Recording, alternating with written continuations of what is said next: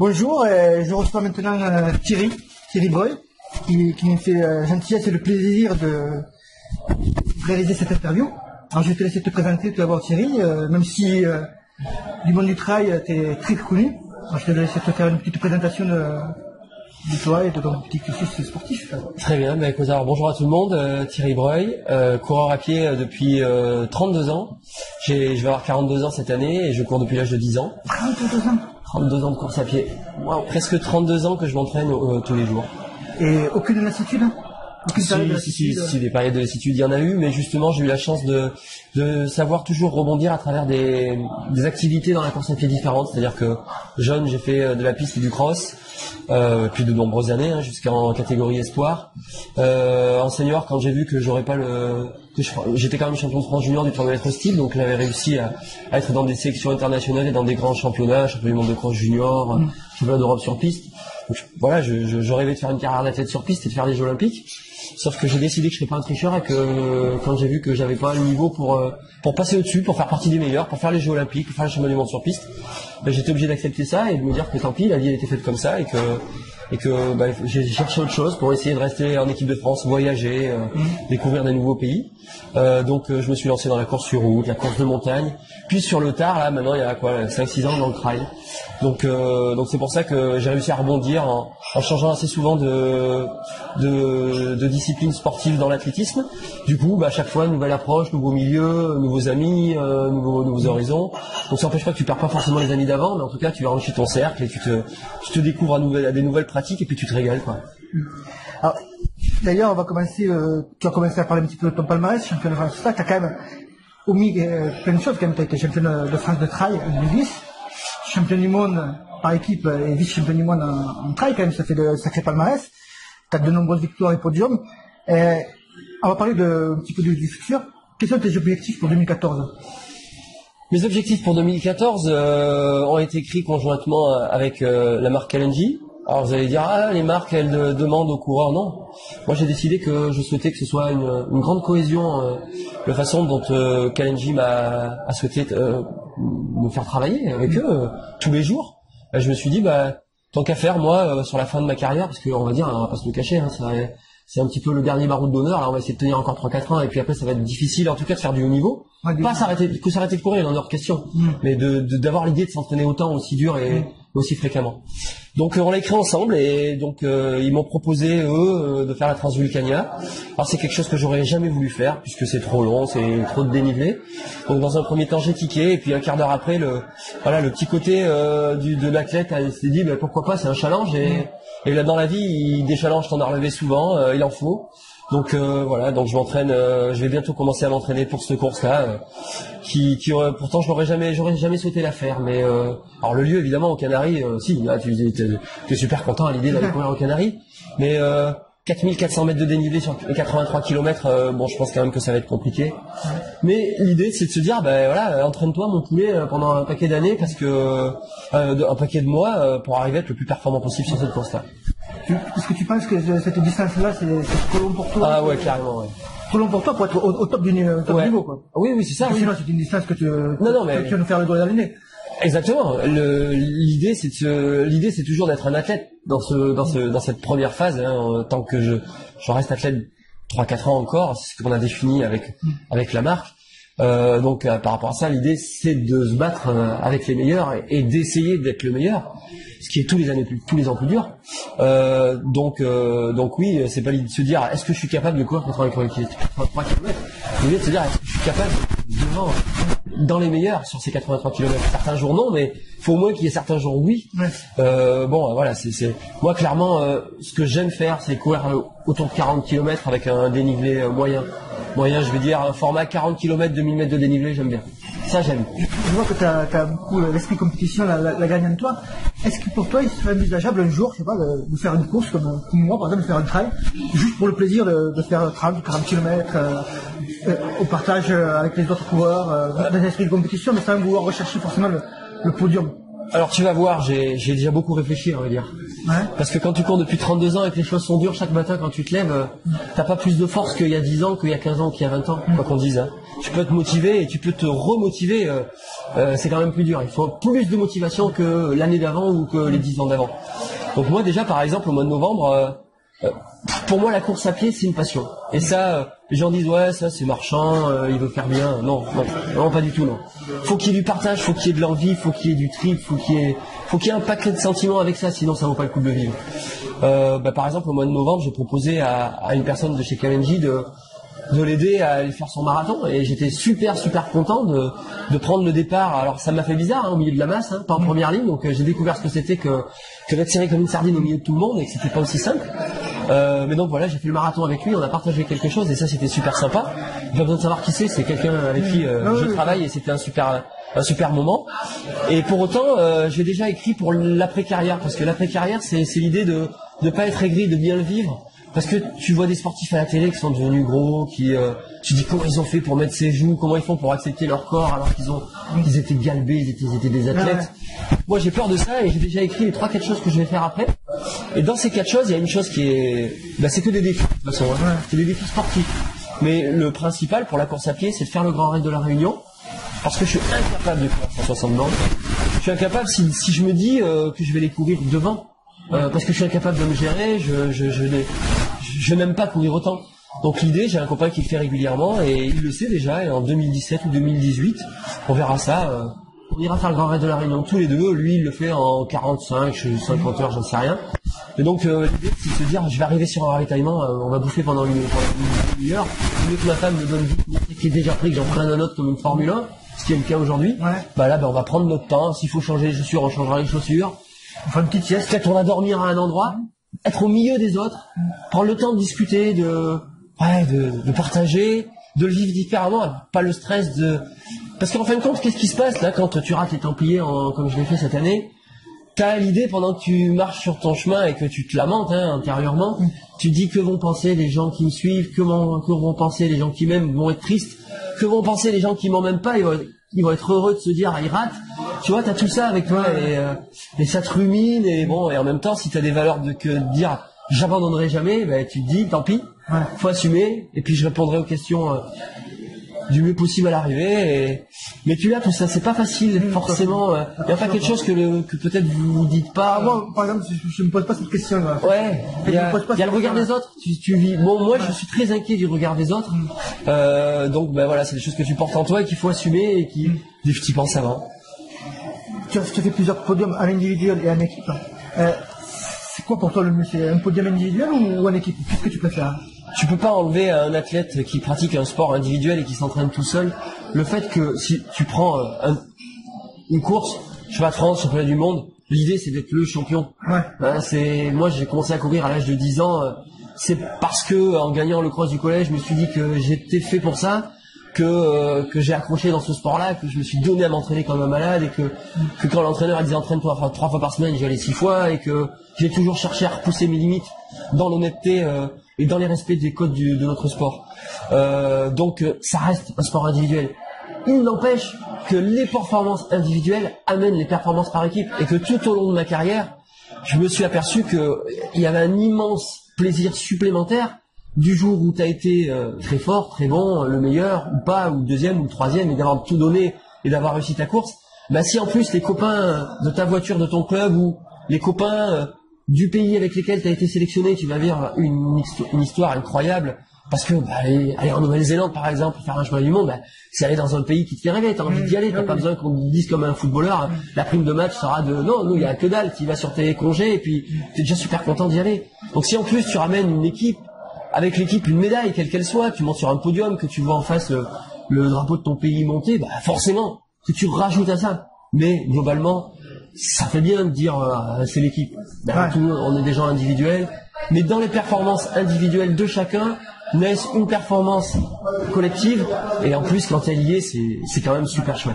Donc là tu travailles avec Kalenji en tant que chef produit Trail. Comment se sont passés les premiers contacts? Comment vous êtes arrivés à travailler ensemble? D'abord c'est le hasard qui met 2 personnes l'une en face de l'autre. Donc moi je me suis retrouvé un jour dans une convention des moniteurs Décathlon. C'est-à-dire quoi? Ça veut dire que les moniteurs Décathlon dans le monde entier des marques et Kalenji évidemment puisque la marque de course à pied c'est Kalenji. Et donc ils ont une formation sur le site intense quand même. Et pour eux-mêmes reforment le magasin. Et moi je me suis retrouvé là un jour, comme ça. Donc j'ai découvert des gens de Kalenji et j'ai fait la même chose que je fais là tout de suite avec toi. Tu vois, on a l'impression que c'est une interview. Ça peut vite être un échange passionné quoi. Moi, j'ai passionnément avec j'avais des a priori, comme plein de gens. Je vais pas te le cacher. J'étais dans un autre monde avant et j'avais des a priori. Puis j'ai découvert quoi? J'ai découvert des gens passionnés. Et moi, quand je découvre des gens passionnés, ça en fait très vite des amis, des gens avec qui j'ai envie d'avoir des projets, voilà, avec qui des projets peuvent vite naître. Pourtant, c'était ce jour-là, il y a eu qu'un échange passionné, mais un bon échange qui a fait que quand je suis rentré chez moi, j'ai dit à ma femme. Je n'étais pas surpris, non, c'est pas ça, j'ai dit. Je suis pas surpris qu'il y ait une suite à des discussions qu'on a eues aujourd'hui, même si c'était que des discussions passionnées. Et puis, effectivement, 2 mois après, j'ai eu un coup de fil de gens avec qui j'avais discuté, qui m'ont dit, viens nous voir, ça nous intéresserait peut-être de faire quelque chose avec toi, athlète.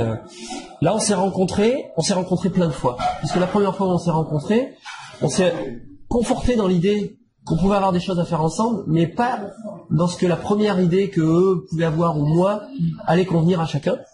Et au fur et à mesure de ces échanges, de ces rencontres, qui sont étalonnés sur 6 mois, un jour, ouais. Mais c'est bien de prendre le temps de ce que chacun veut, c'est bien de pas tout renier et de dire vite oui, alors qu'en fin de compte, tu sais pas trop, mais que tu vas dire oui parce que tu es impulsif ou parce que tu réfléchis pas. Donc oui, on a pris du temps chacun, chacun a tenu des convictions ou a fait des efforts. Mais en tout cas, je crois qu'aujourd'hui, les deux parties, surtout même maintenant, j'en suis persuadé 12 mois après, on a réussi à se dire que voilà, ils m'ont proposé de m'embaucher, ça c'était très fort. Du jour où ils m'ont dit, t'es un athlète, c'est bien, mais en plus on va t'embaucher, on va te proposer de créer des produits, tu vas nous aider à développer notre marque de trail, tu vas nous apporter l'exigence que tu as mis dans tes entraînements depuis longtemps. Là, moi, je pouvais plus refuser quoi. Je pouvais plus me dire que non, c'était le côté accessible de la marque, le côté passionné, le côté on veut progresser vite et on veut s'appuyer de gens et d'athlètes comme toi. Non, mais là après il y avait tout ce qu'il fallait pour que moi je me donne les moyens. Donc c'est vrai que ça veut dire qu'à un moment donné, là aujourd'hui je suis athlète et on me dit reste chez toi certaines semaines en Corrèze, garde ta vie de famille pour t'entraîner. Les lieux de pratique du trail sont compliqués. À terme, je serai un chef de produit comme les autres, plus que comme les autres, plus un athlète qui aura une différence et j'irai vivre à Lille. Mais franchement, le fait du chef de produit et de travailler sur la conception des produits d'un sport passionnant, franchement ça valait le coup. D'ailleurs, si tu es chef de produit, ça consiste quoi? C'est quoi juste le métier de chef de produit Alors le métier de chef de produit, l'idée de tout un chacun, c'est de se dire le mec il fait le produit. Voilà. Alors il n'est pas ingénieur le mec. Non plus il est pas designer, c'est pas lui qui dessine les produits. Un chef de produit, c'est déjà pour ça qu'il a besoin d'être un chef de produit chez Kalenji en tout cas. Quel que soit le chef de produit, c'est forcément quelqu'un qui court. On a une marque de course à pied, donc c'est forcément quelqu'un qui court. Donc c'est quelqu'un qui est pas forcément le meilleur dans son sport du tout, mais il sait ce que c'est que de courir, il met des baskets comme tout le monde, il s'habille, il va courir quand il fait beau, quand il fait froid, sur des terrains de pratique variés. Il va discuter avec des coureurs, il passe son temps à discuter avec des utilisateurs de produits de running, il va sur des lieux de compétition pour faire des enquêtes, écouter les gens, leur demander quels sont leurs besoins, à l'usage, qu'est-ce qu'ils aiment trouver sur leurs produits. Donc en fin de compte, c'est la première partie de prospection. Il regarde en face de lui quels sont les besoins. Et dans cette première partie, quand tu arrives et que tu dis je suis chez Kalenji, quel est le regard des autres trailers? Tu utilises Kalenji quand même, c'est pas forcément la grosse marque qu'ils attendent. En l'espace de très peu de mois, les choses ont beaucoup changé quand même. Parce que il y a eu parce que Stéphane Diagana, déjà je dirais pas que moi quand j'ai su quand j'ai vu Kalenji, je savais qu'il y avait Stéphane Diagana. Quand il y a Stéphane Diagana, quand tu vois le mec, la tête bien faite qu'il a, zéro tâche dans sa vie d'athlète, d'homme, de sa carrière d'athlète, respect de tout et tout. Quand tu vois le mec, le bagage qu'il a, sa façon de se comporter, tu te dis si un mec comme lui a eu envie de s'associer à une marque comme ça, c'est que quand même il y a quelque chose derrière quoi. Donc ensuite j'ai été le second, le premier embauché en CDI à temps plein. Et puis regarde les athlètes qui sont venus très rapidement derrière. Benjamin Malati qui était champion de France de cross espoir, champion de cross senior, qui va nous faire 2h12 avec la première chaussure Kalenji de compétition sur route. Sophie Duarte, qui explose en ce moment et qui devient championne d'Europe de cross. Bah, tu sais, la vision, elle change beaucoup dans la tête des gens parce que bah, justement, il faut pas prendre son bâton de pèlerin, mais il faut communiquer, il faut expliquer quel est voilà, c'est pas la grande distribution de sport qui vient il y a plein de gens qui veulent diaboliser. On vient là pour tout exposer, pas du tout, on vient rien exposer du tout. On vient faire des produits que tout un chacun puisse acheter. L'idée, c'est pas de dire on va avoir des Ronaldo, des Messi ou dans un sport qui vont nous coûter une fortune et qui vont faire tu le répercutes dans ton produit parce qu'il faut vivre. Hein, attends, c'est qui paye la pub derrière, c'est tout le monde. Nous, l'idée, c'est pas ça justement, c'est de se dire que notre produit, tout le monde puisse l'acheter. Il faut absolument que notre produit, tout le monde puisse l'acheter. Il faut que toi, demain, tu veuilles courir. La chaussure de XT4, elle va très bien à Thierry Breuil pour faire des trails les plus exigeants, à Sophie Duarte ou à un autre. Il faut que toi, tu le portes monnaie pour pouvoir te l'acheter, que tu ne dises pas, putain, c'est une chaussure, je la voudrais bien, mais je peux pas. Et moi, quand j'ai compris ça chez Kalenji, quand j'ai compris que les produits, l'idée, c'était de faire des produits performants, exigeants, que chacun puisse acheter. Là, j'ai dit, ça, c'est des valeurs que j'ai envie de défendre tout au long. D'ailleurs, si tu abordes un problème qu'ont les coureurs, par exemple, c'est les prix des chaussures, les prix des chaussures de trail ou les prix des chaussures de route sont devenus assez chers. Quel est ton regard là-dessus? Tu penses que c'est purement marketing ou il y a vraiment une recherche derrière qui oblige à augmenter les prix comme ça? Les produits, ils sont importants. Très important, il y a toujours une justification d'une augmentation. Ouais. Ça c'est, je veux dire, en France, tu vas pas me le dire, l'inverse, le boulanger t'explique que la farine a augmenté, les gens qui font des chaussures, ils t'expliquent que le pétrole est plus cher, et comme dans la chaussure, il y a un paquet de produits dérivés du pétrole, voilà. C'est marrant parce que moi je suis dans une marque où on nous anime et on nous dit que nous, il faut qu'on s'anime pour arriver à tenir nos prix, et qu'il faut faire en sorte que c'est une conviction qu'il faut garder l'accessibilité à tout le monde. Donc je dirais que pourtant je l'entends parce que j'ai des amis qui font des magasins de sport encore. Mon témoin de mariage en a un à Brive en Corrèze, donc on se voit régulièrement. Je sais les discours qui sont tenus. Je les ai entendus souvent. Je sais qu'il y a d'autres façons de faire et je suis content je suis content de bosser. Donc si je bosse dans une marque, j'en porte les valeurs, j'en suis fier et c'est particulièrement fier de me dire que on garde à l'idée de garder l'accessibilité des produits. Je suis bien content qu'on s'anime là-dessus. Donc là, tu vas nous présenter la nouvelle chaussure. Je vais la prendre. Vas-y, ouais. Alors là, comme on est dans le vestiaire des femmes, c'est le modèle féminin. Oui, forcément. On m'a pas mis le modèle des hommes. Mais non, j'ai cherché mon nom partout, je me suis dit que on n'est pas dans le bon vestiaire. Qu'est-ce que tu viens faire dans le vestiaire des femmes aussi? Je sais pas, on m'a mis ici, moi. Moi, je suis mis ici. Donc ça, c'est la XT4 version femme. La lever un petit peu. Ah oui, effectivement. Oui, parce que la caméra est basse. Ouais. Donc qu'est-ce qu'elle a de particulier, cette chaussure? Donc ça, c'est le modèle d'entraînement. Donc parce qu'on a deux chaussures que nous avons lancées cette année. Donc la chaussure d'entraînement, la XT4 et la chaussure race, donc le modèle de compétition. La chaussure XT4 femme, c'est une chaussure qui est assez légère dans son segment, donc le segment des chaussures d'entraînement. On peut quand même faire des compétitions avec. Évidemment. Ouais. Mais déjà, c'est une chaussure qui n'est pas lourde dans son segment. Alors là, c'est la chaussure femme. Elle fait 300 grammes en pointure 39. C'est une chaussure qui fait 330 grammes chez les hommes en pointure 43. Donc voilà, c'est une des chaussures les plus légères dans ce segment-là. C'est une chaussure surtout, ce qu'on a voulu, mis à part l'amorti, parce que finalement l'amorti, heureusement qu'aujourd'hui, en 2014, n'importe quelle chaussure a un super amorti. Heureusement qu'on n'en est plus à se dire, est-ce qu'elle a un bon amorti? Non, évidemment.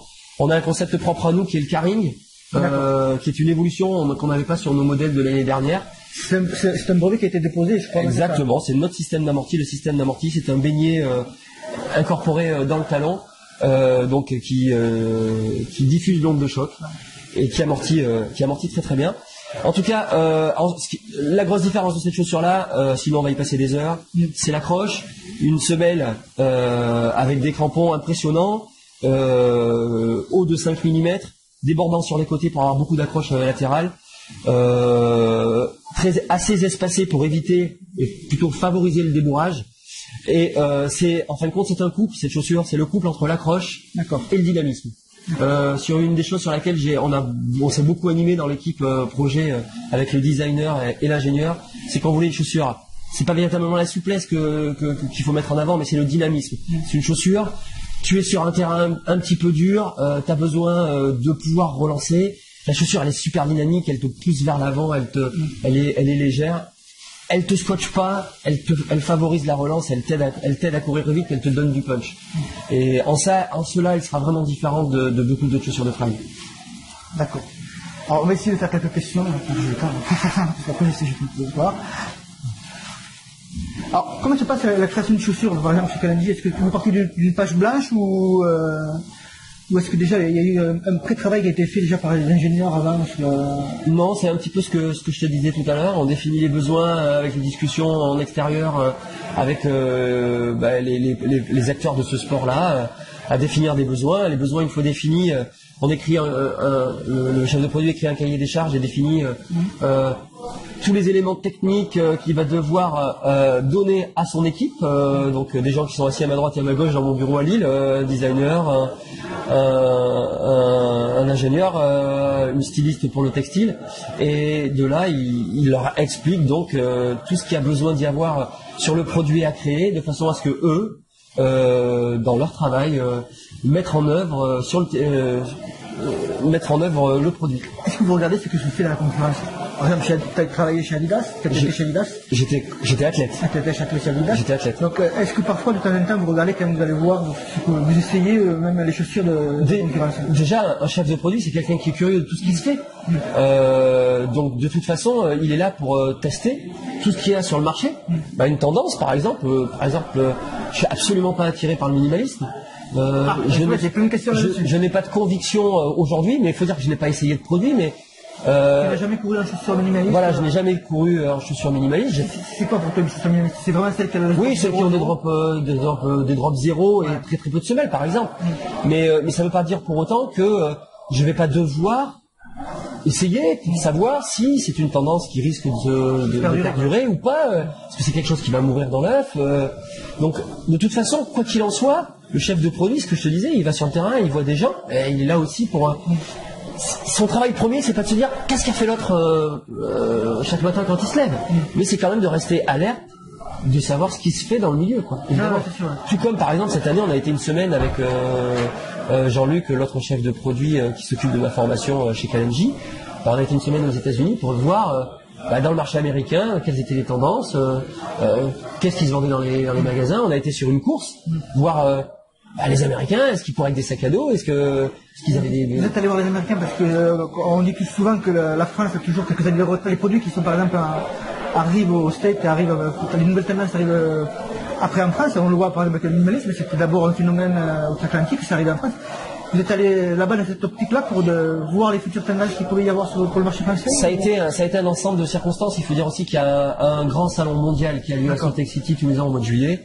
Donc l'idée, ce salon, s'il a lieu à Salt Lake City, c'est les États-Unis. Donc ensuite, c'était de se dire, allons faire pas que au salon et faisons un aller-retour en 2 jours. Profitons d'y passer quelques jours, d'aller sur des sites de pratique, de visiter des magasins de sport, donc de voir des marques émergentes, des marques pas forcément présentes en Europe, d'essayer de discuter le plus possible avec des acteurs, des coureurs, comme il faut le faire en France, voir des athlètes. Et puis il y avait une course, donc aller faire une grande course connue qui s'appelait la Speed Goat à Salt Lake City, oui, ça c'est Salt Lake City. Donc un trail difficile, dur, là-bas. Donc tu vois, un ensemble de choses qui font que tu es à l'écoute, quoi. Et d'ailleurs, le minimalisme n'est pas si fort que ça du tout actuellement aux États-Unis. Pour revenir là-dessus. Quand tu as changé de marque, tu es passé de Adidas à Kalenji. Est-ce que ça a eu des répercussions sur tes entraînements, tes sensations à l'entraînement ou en compétition ou au contraire, tu as changé de chaussures par exemple, ça t'a pas changé tes performances? Non. Là, non. Mais heureusement. non, pas du tout. Déjà, faut dire aussi que j'étais blessé, que j'ai repris après une opération et 3 mois d'arrêt. Donc, quand je me suis remis à courir, j'ai couru doucement. Mais non, véritablement, je vois pas en quoi les choses auraient pu être différentes. Je courais déjà depuis quelques temps, j'avais eu l'occasion de tester les produits. Ma décision avait été faite, je te l'ai dit, longue, elle avait été mûrie, j'avais déjà testé les produits.